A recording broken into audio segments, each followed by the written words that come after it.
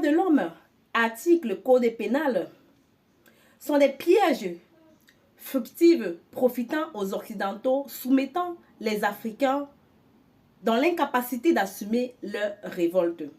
Ces Occidentaux se sont toujours construits fièrement dans le son, la violence.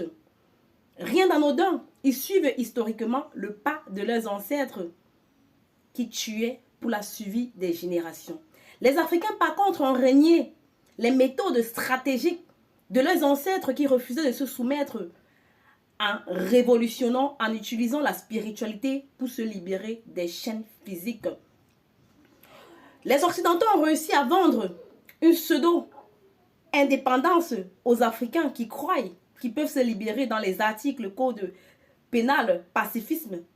Et pourtant, autour d'eux, on utilise la violence, les armes, les missiles pour imposer le respect et entendre sa voix.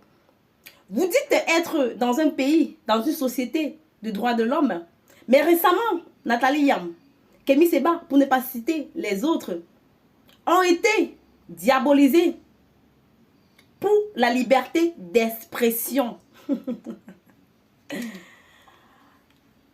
Celui qui est incapable d'assumer sa révolte, de rendre les coups par les coups, d'utiliser la même stratégie que son ennemi, se verra pleurer, se verra exploiter, se verra torturer pour des siècles, des siècles.